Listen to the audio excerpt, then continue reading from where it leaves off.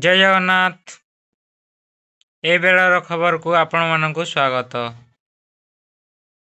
आजिर मुख्य खबर पाणीपाग सूचना मंथार मंथर गति घटी आसंता 48 घंटा स्वच्छल रहिबो परिवेश।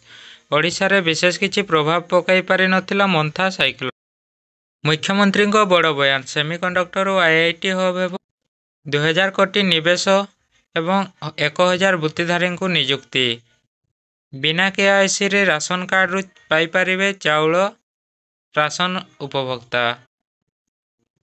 जो महिला मानक बयस सीमा 1 एप्रिल 2025 सुधा 21 वर्ष रु वृद्ध होइतिबो सेहि माने करि परिबे सुभद्रा योजनार आवेदन। गत आर्थिक वर्ष रे योग्यता नथाई मध्य जेउ माने आवेदन करि पारि नथिले सेमाने मध्य करि परिबे आवेदन। आजिर क्रीडा खबर भारत दक्षिण आफ्रिका ग्रांड फाइनाल महिला क्रिकेट विश्वकप।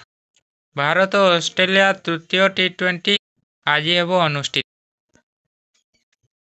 धन्यवाद।